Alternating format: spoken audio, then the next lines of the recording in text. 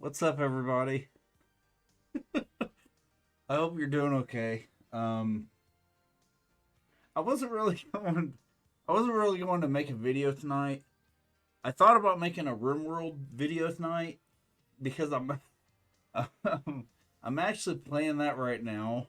Um, I thought it'd make more sense to try to get through uh, the South Wing stuff that I'm working on right now. Because I don't want to like bore you with all of that type of shit, man. And I just kind of thought that I'd wind up doing a little bit of the grunt work on the back end and make a video once that shit's done. Because I know that stuff is boring, man, and I don't. I'm not really. I'm not one of those guys that wants to, do a bunch of like video editing stuff because I'm a little lazy, I guess. It's like I just want to play the game, um, and make a video recording about stuff. I don't know. There's a lot of stuff that's going through my mind right now. But one reason I wanted to make a video real quick, Jesus man, where do I even begin? One reason I want to make a video is because I just got done watching the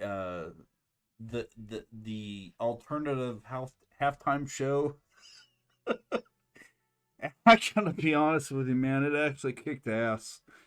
It was really awesome. Even Kid Rock and I'll say up front, man, I'm not some sort of Kid Rock roadie. I was never really a big Kid Rock fan because his music, man, it just never resonated with me. It wasn't that type of stuff that you would catch me cruising with the windows down and the top down and stuff, man. Because I always viewed Kid Rock as some sort of like I don't know, I just some sort of guy that would wind up appealing, I guess, to a lot of the dudes that are down south, like in Alabama or Mississippi or something, taking their boats out on the river or some shit. And that's not a slam to those types of people because I'm friends with some people that are like that. When my father was working in Alabama, my old man he was a GM electrician. Okay, so I mean he was kind of like a union worker. And there was one year when I went down there to visit him during the summer because my parents are divorced, so it was always difficult. It was always difficult trying to kind of not be the chess piece between parents. And anybody who's a child of a divorced set of parents knows exactly what I'm talking about here, man. When you're the child that's being yanked between mom and dad, uh, you know what it's like to be the chess piece between each other because you get used to exert certain kinds of leverage against the opposition parent. It's not something that I like to talk about, and I'd be lying if I said that I haven't had therapy over some of it, man, because it's a fucked up situation. And like I said, anybody who's been in this type of situation or role, they know exactly what I'm talking about. But anyway, back to the main point. My dad, he was living down in Alabama for a few years, and he had to take a job down there because he was a GM electrician, and General Motors. I mean, whenever push comes to shove, if the calling comes up, you've got to relocate. And unfortunately for my old man, he had to go down there to Tuscaloosa, Alabama, at the GM plant that they had down there to be the electrician. So anyway, long story short, I went down there one year and stayed with him during the summer, and excuse me. During my time down there, I got to know some of his friends, and one set of friends that he had was a man and woman named Leonard and Lou, and they had wolves. I kid you not, man. Actual wolves. And these fucking things, man, they were awesome. They were marvelous. They were exactly the type of creatures that you would expect to like I don't know. It's like, whenever you think of a wolf, you think of kind of like a dog or something. But uh, the first day that I got to experience petting a fucking wolf, it was something that I'll never forget, man. Leonard and Lou, some backwater man and woman who are married out of nowhere down in Alabama, Tuscaloosa, Alabama. I mean, these people, they had. I remember the boy's name was Conan. I can't remember what the female's name was, but man, they were so fucking big. They were beyond anything that you would imagine a normal like canine or dog to be. I mean, they came up all the way to my chest, almost to my shoulders. And by that time, I think, if I remember right, I think I was about like maybe, I don't know, 13, 14, somewhere around there. And these animals, man, they were just so big. You wouldn't expect a wolf to be as big as they are, but whenever you actually have a chance to like put your hand on a wolf, you realize just how amazing they are, and you realize where the legends come from, and to meet somebody down in Alabama who owns two wolves, it's like it's nuts. But Leonard and Lou, man, good people. And like I said, my dad, he was a union electrician down there for General Motors in Tuscaloosa, Alabama. And during that time of getting to know Leonard and Lou, there's one day when my father and I went, and we spent a day on Leonard and Lou's boat. They had like a bass boat that we took out on the Blackwater River, and we spent all day out there that day. And it was really a memorable experience because Leonard, he took us out to these locations out there on the river. And I remember this one specific place, man. Uh, it was this place that was like, I don't fucking know where it was, man, but it was like this random place where there was like this waterfall that was coming down, and it was like, I guess it was coming from a spring, because you could drink the water, man. And I drank the water. I never had the shits or anything like that. It was a wonderful experience because the water was pure, and we spent the day out on the river, with a picnic and awesome food and stuff like that. And I remember there was this one place on one of the locations where there was like this old what was it, man? It was like an old decrepit type of what was it? Like a barge or something. It was like a barge that had went um it was almost like crash landed on one of the beachheads or something, and it had been there for I don't know how many years. But I remember swimming out there because we parked the boat that we were on out by that barge or whatever it was. And I remember Leonard telling us not to swim by it because it was known to be like a location where massive catfish were. And as somebody who I read a lot of stuff on Reddit about thalassophobia, and I don't like the idea of swimming out in the middle of some body of water and not knowing what's underneath me.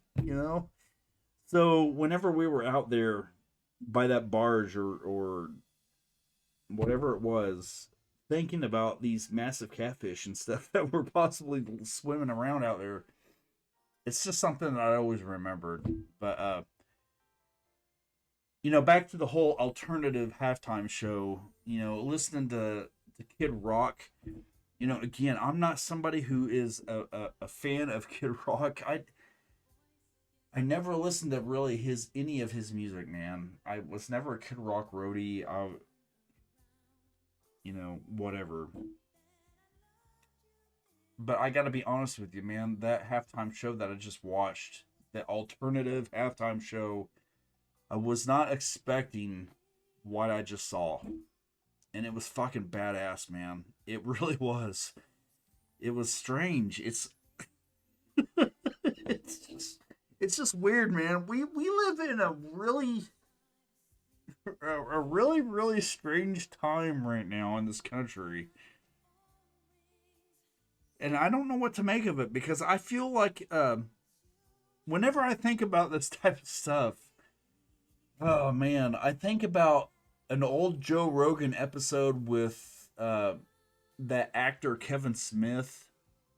And during that episode, I remember Kevin Smith and Joe Rogan talking about I don't know, man. They were talking at some point about their pet dogs or some shit, and both were getting kind of emotional about stuff. But then at some point, there was some sort of discussion about how Kevin Smith. I remember him making a comment about how he felt like he was a man without a nation, and for so long, I have felt like that. And I don't know if it's got something to do with the advent of Trump and all of the friction with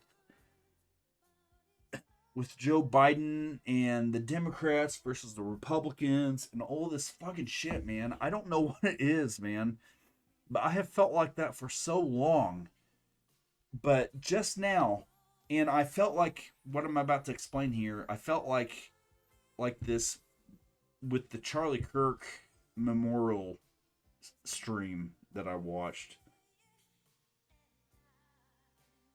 There's just so much that's going on in the world, and there's the occasional stream or fucking whatever that you get to see or experience that makes you remember what it's like to be an American.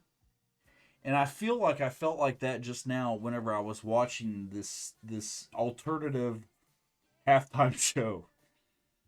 and and I completely understand where people of the opposition come from whenever they make remarks about our tribe being the snowflakes that we tend to be concerning halftime shows. I get it. The whole thing about this what's his face that was doing the halftime show for the NFL. I can't even remember his name. Uh what's his name? I'm looking right now on Citizens Free Press, hoping and praying that I can somehow come up with who it is I'm trying to remember the name of. I can't find it. I don't know who it is. But the main dude that was that was gonna do the NFL halftime show that caused a little bit of a ruckus. I don't know who he is, man. I don't know any of his songs. I don't hate him or anything like that, and I wish him and his viewers or his fans, I have no ill will towards any of them. But because of how the NFL has become and because of how everything with the world has become, it's just reached an epidemic proportion where I feel like, it's almost as if you're being forced to pick a side. And I don't like being in that kind of position, man. But on the same hand, too, as a Trump supporter, I have to sit back and believe that I have to follow where my heart tells me to follow or to go. And I'm sorry, man, but I'm gonna follow wherever it is that President Trump is telling us to go. I don't always agree with everything that he says, and I know that there's a lot of stuff that he says that is worthy of judgment.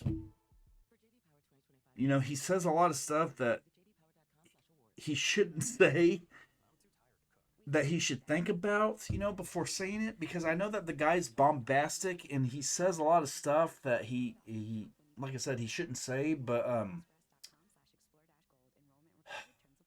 at some point you get to a point where you begin to evaluate what's right and what's wrong.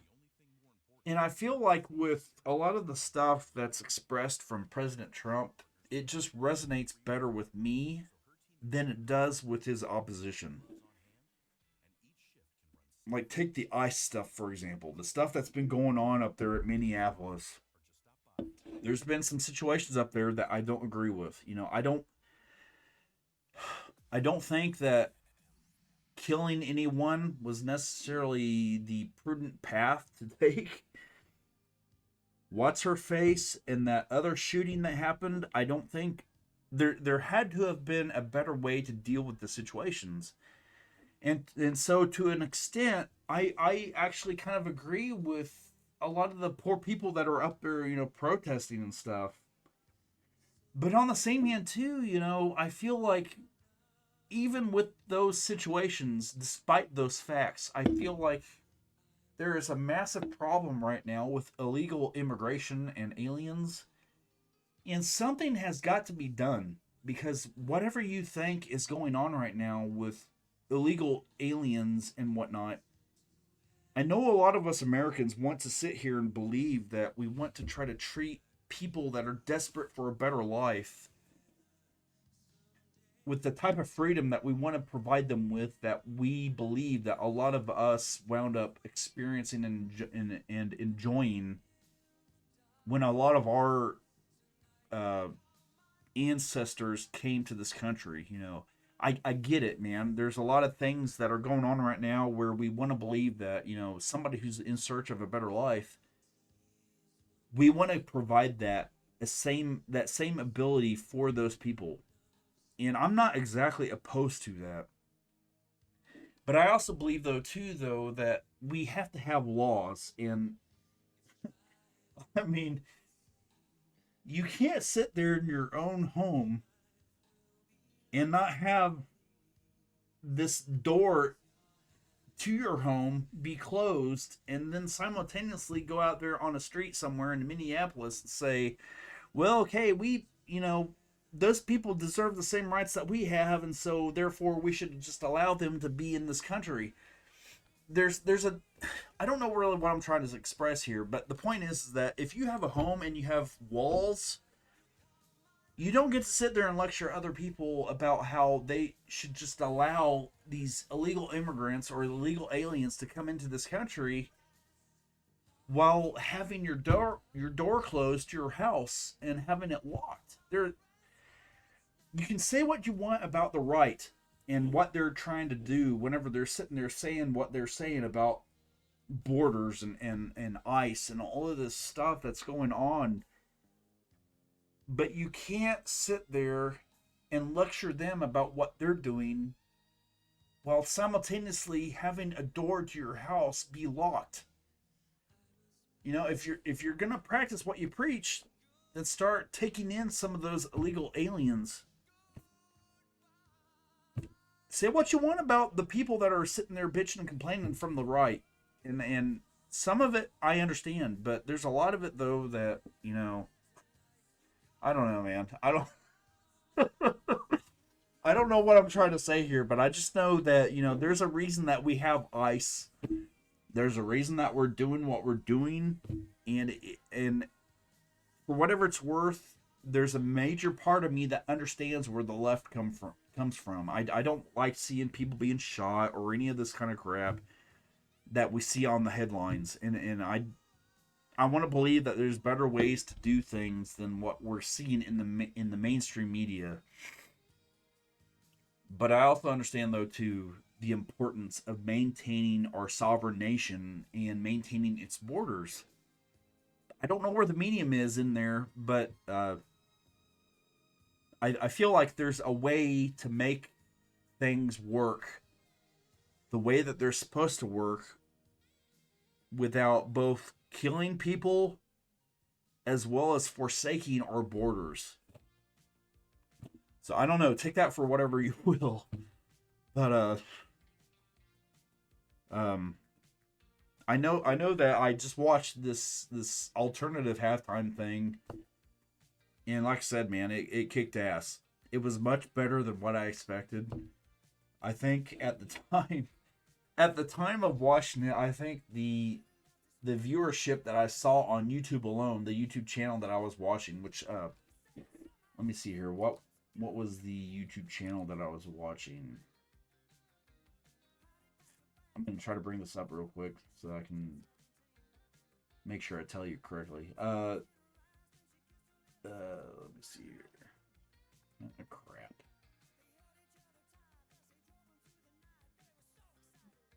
Um, crap. Let me see. Sorry, everybody. I'm trying to make sure that I tell you exactly what it is that I was watching because I don't want to be a liar to you.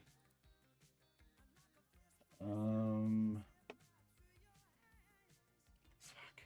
I don't know.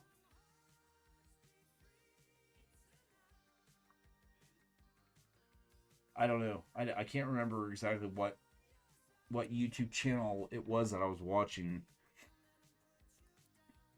But whichever one it was, when I was watching it, it had almost 5 million viewers watch watching the stream as I was sitting there watching it myself. And man, that says a lot. I don't.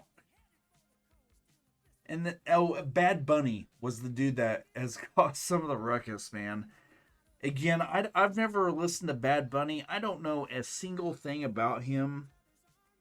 I do know though from the past, whenever I've watched some of the NFL stuff, especially where the halftime show stuff comes up, where the Super Bowl events are concerned, the NFL has done something to where they've kind of boxed themselves into a little bit of a woke type of thing, and I we can all sit here all day trying to define what woke means, man. I'm not going to waste my time or energy trying to define that. I think most of us have an idea of what woke means.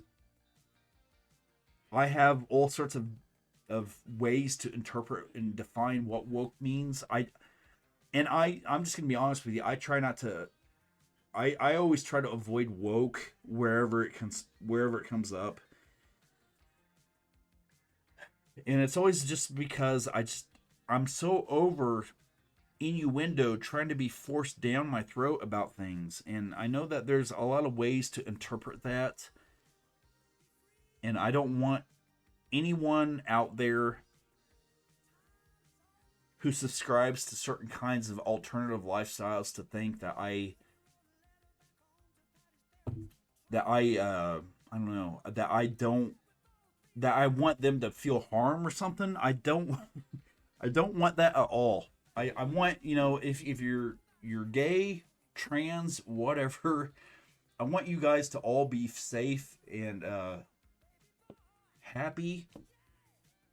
But in my mind, whenever something that I construe as being woke comes up, I take that as a signal, as if it's something that's trying to force me to do a thing. And I don't like being controlled. I don't like being forced. I don't like being dictated on how to live my life. I think all of us have a right to live the type of life that we all want and desire, as long as our lifestyle isn't causing harm or inconvenience for other people.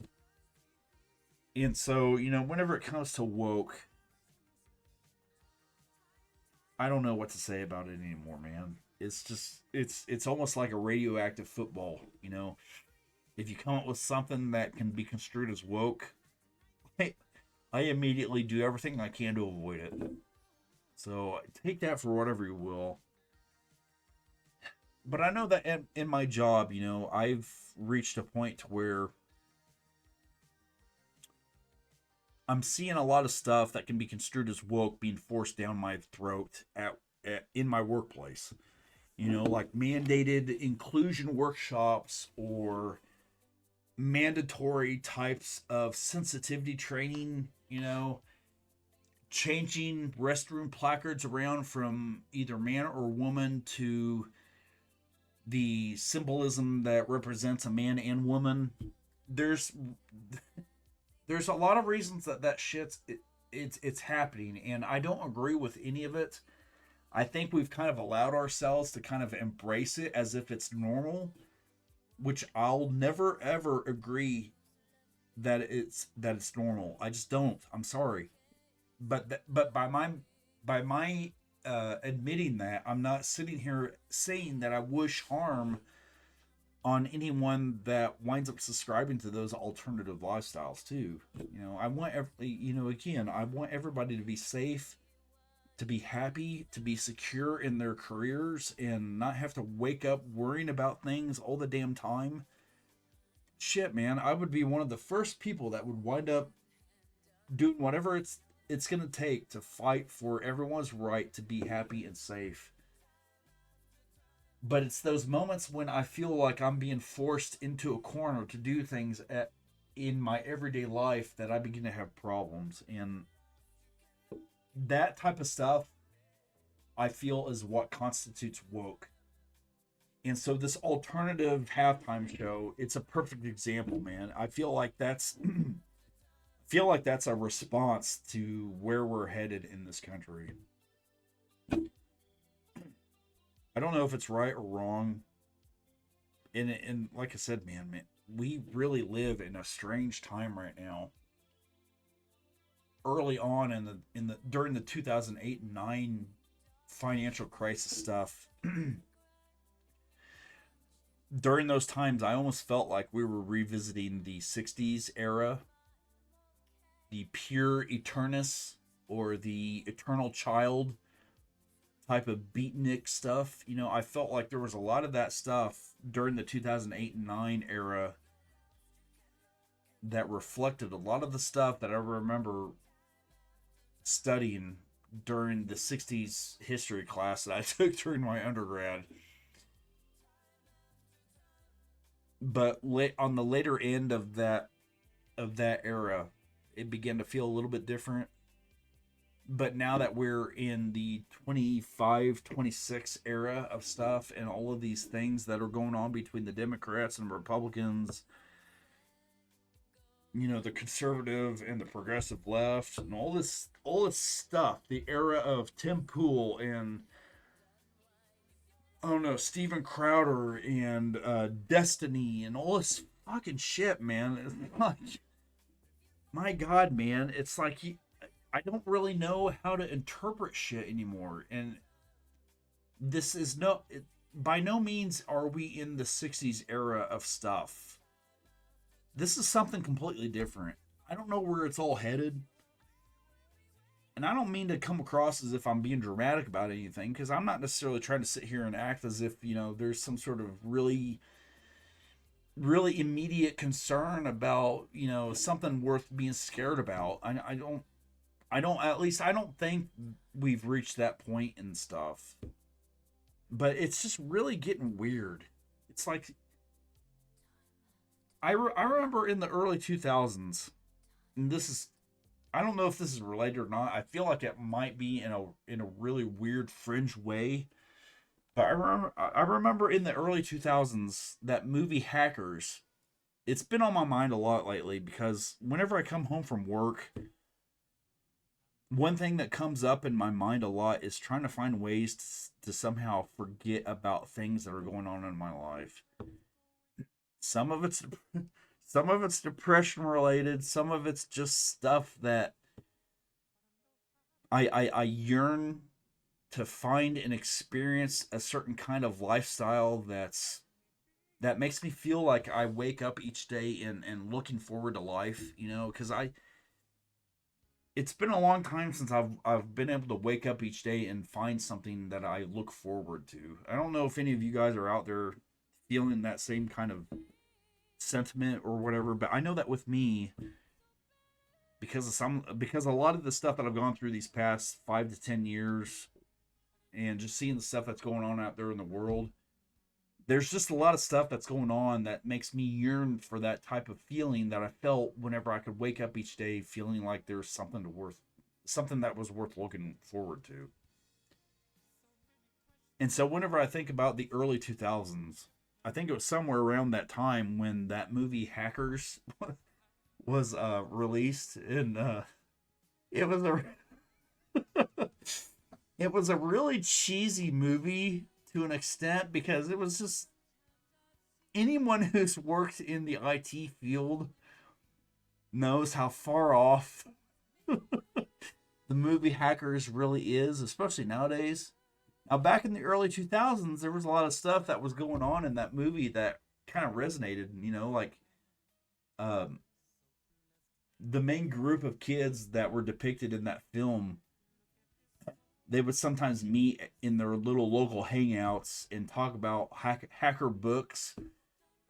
And believe it or not, there was a lot of stuff like that going on back then. There were like certain key books that every hacker had, that that they would rely on to have a general understanding of things like UI interfacing and certain kinds of servers that were known to be prolific uh, hacker points of contact and stuff. So I mean, there were, some of it was legitimate, but the the drama of the movie, though, it was just silly.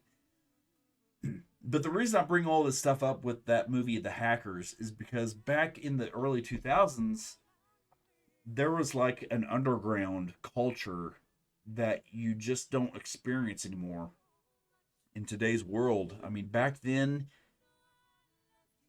there were libraries that you knew about. There were certain cliques that you would resonate with, who seemed to kind of view the world through the world lens that you had.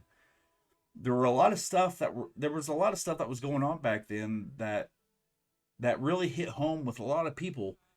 And you didn't have to be all in New York City or something in order to feel that essence of what was going on in the world during that time, to feel like you belong to something. And I feel like in today's world there's a lot of that that's missing. And I don't know what it means. I'm still trying to wrap my head around a lot of it, because whenever I come home from work after doing everything that I do every day of the week, all I want to do is just come home and crash, and try to find ways to turn my head off, because I spend all day worrying about things that are going on in the world, and stuff that's going either going on at my job, or in my personal life, or stuff that's going on in the world in terms of politics. So whenever I think about that early 2000s film, The Hackers, it takes me back to a certain time and place where I feel like there was a place for me, in terms of my personality, in terms of who I felt like I was back during those days. And I can't help but believe that there's a lot of that stuff nowadays that's missing in the world. And I think there's a lot of that that's contributing to why everyone is as divided as they are nowadays. There's just a lot of stuff, a lot of stuff that's making people feel like they don't belong to certain things, and it's really sad in a way, because I mean, as a Trump supporter, who's the only president I've ever voted for was Trump. Okay, so I don't know what that means. As a millennial, I never really felt any kind of intuition about candidates to vote for. But then Mr. Trump came along, and he was saying a lot of stuff that resonated with me. A lot of stuff about America first, about trying to put our country above all others, about trying to prioritize our harmony over everyone else. I'm sorry, but that resonated with me, and I still believe it to this day. I feel it in my heart that we should be focusing on our country before all of these other things, whether it be Ukraine or Gaza or any of this other stuff. And unfortunately, seeing how he's been lately with things like Greenland and Venezuela and all this other stuff, I worry a lot about that. He's maybe missed the point of America first. And I sometimes wonder if it's because, with him being in DC now, he's forgotten his focus. He's paying more attention to all these other things because of all of the people that are around him now. Who knows? But it it makes me sad feeling as if we're as divided as we are in this country when we shouldn't be. Because I remember that stupid movie Hackers back then. I feel like there was back then a certain kind of unity that existed that we just don't have anymore. And I don't know what the solution is to that. But I know that somewhere underneath all of the covers of everything, we've got to somehow find a way to coexist, to stop feeling this need to have alternative halftime shows and all of this stuff that's going on, man. It's just, I don't know. I guess I just don't know really why I'm posting this, but I know that there's a lot that's going on in the world that doesn't need to be going on like it is. I think there's reasons that we need ICE to be doing the things that they're doing, but on the same hand too, I also feel like those shootings shouldn't have happened the way that they did. There had to have been a better way to deal with those situations. I don't know what they are. I don't know, man. I don't know, but I know I know that halftime show kicked ass. The one that I saw, the alternative one with Kid Rock and whoever the other fucking people were. That was awesome. It really was. And and I'll say up front, I don't have any kinds of ill will about Bad Bunny. I don't even know who the fucking guy is, man. But I hope he did a good show too. I'm sure he did. You don't get invited to the NFL to do a halftime show unless you've got uh some credentials behind you. So, yeah. But I was gonna end up I was excuse me, I was gonna upload a thing about RoomWorld. I just didn't get to it. I got sidetracked with that halftime thing, and I've been doing a lot of thinking lately about where we are in this country, where I am personally with my career, and things that I see going on every day. And I really miss my younger years where I felt like there was a place for me. And I imagine that there's a lot of people out there that feel the same way. For me, here lately, I've been listening a lot to this song by Orbital. It's called Halicon On and On. It, it was one of the songs. It was one of the songs from that movie Hackers. Okay, I'm kind of a trance dude, vocal trance. I love trance, progressive trance, the golden years of trance that were back during the 2000s, the early 2000s, which I believe were the golden years of trance. I love listening to that kind of music because it kind of takes me away. It kind of I know I suppose it might sound a little cheesy, but it makes me feel like I'm temporarily able to visit different worlds. And so whenever I listen to early trance music or that Halicon On and On by Orbital, I get that feeling a lot whenever I'm sitting there listening to the vocals, to the instrumentation, all of the stuff. It just kind of takes me away and helps me escape and feel that feeling that I felt whenever I used to watch that stupid movie Hackers, or I don't know, man, some of the other shit that I that I can kind of associate to back during the early 2000 or earlier on when all of this stuff wasn't going on. And I would highly encourage or advise that anyone who feels the same way I do about a lot of this stuff that I'm sitting here blabbering on and on about, to listen to that sort of stuff too, because I think if you understand how to listen to those types of music, I think you'll understand where I'm coming from. There's a certain way that you listen to certain kinds of music, and I know that with vocal trance or progressive trance, there's a certain way that you have to listen to the music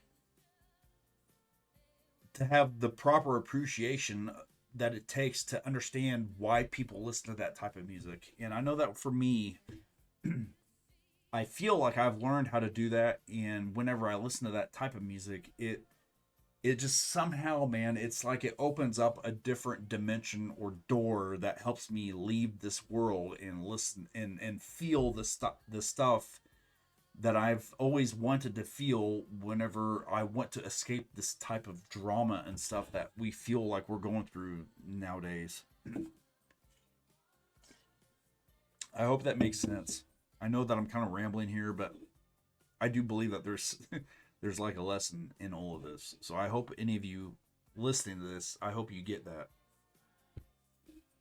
But yeah, Orbital, Halicon, On and On. And by the way, I don't know if I'm even pronouncing Halicon correctly, but that's the way I read it. Halicon, On and On. Uh, there's a, there's that music. There's a lot of stuff by who is it? There's Jan Johnston, that was a badass trance person. Uh, Armin van Buren is another badass. Like I said, early 2000s trance. That was the golden age of trance. If you can find ways to I don't know, go on YouTube and listen to some of that stuff, you'll understand, I think, through time what it is I'm kind of referring to. I feel like the Beatniks back in the 60s were kind of in a similar mindset whenever they were finding ways to kind of uh I don't know, experience different kinds of feelings whenever they would get high or go out there to Haight and Ashbury and just live it up, at with some of the bands and stuff that would play out there. I think for our day, for the millennials especially, the early 2000s vocal and progressive trance, I think a lot of that type of music did a lot of that stuff for us, especially nowadays. I mean, I'm 42. I'm gonna be 43 soon. Uh, but not a day goes by when I don't hear that song and feel some sort of, I don't know, emotional association to what it was that I felt back when I first heard the music. Take that for whatever you will. But anyway, yeah, back to the main point. This alternative halftime show, man, it kicked ass. And like I said, whenever I was sitting there watching it, somewhere around midstream, I think it was around almost 5 million concurrent views. That's pretty insane to think about. I don't know what that means. I don't know at all what that means, but it really was a fantastic stream. And I got to be honest with you, man, it kind of fills my heart with joy seeing that type of viewership,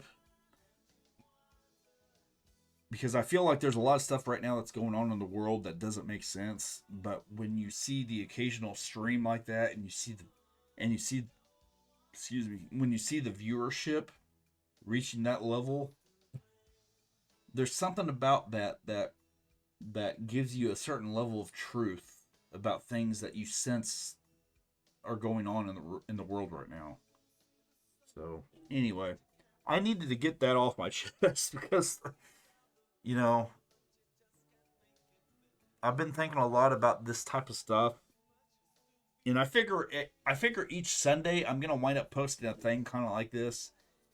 Most of the time, the other days will probably be about games or something like Room World or whatever. But I'm getting to a point, I think, where each Sunday I'm going to post a thing like this.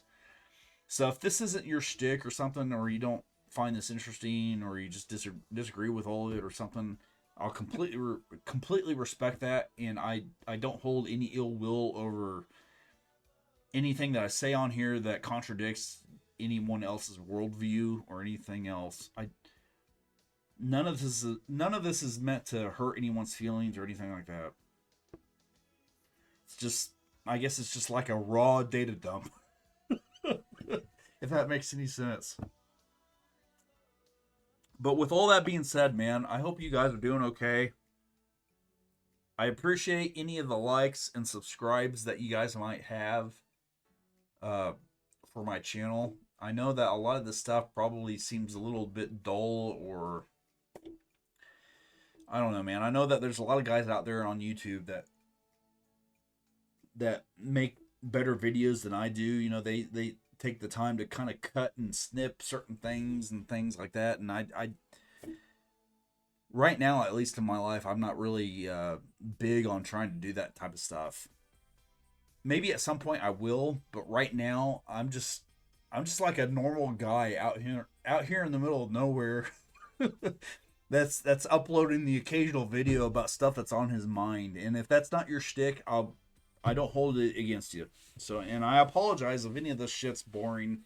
I don't mean for it to be boring, but I think there's a major difference between some of those big channels that are on YouTube that do that type of stuff where they cut things up and they, you know, reshuffle things around and whatnot and provide all of these little kinds of things on their channel interfaces versus the guys like me that are just sitting here being one for one with you, being 100, being honest and legitimate and, you know, everyday folksy type of stuff. That's who I intend to be for the time being. And for the other videos, like I said, I'll end up having room world videos, or you know, maybe one of these days I'll get my Skyrim series up and going. I think there's something with my video card drivers that have caused some problems with launching Skyrim, because I can't even launch the fucking game right now. And it's not because of my system specs, because I have a pretty kick-ass system right now. It's just got something to do with, I guess, the driver files and stuff, and I haven't felt like dicking around with it.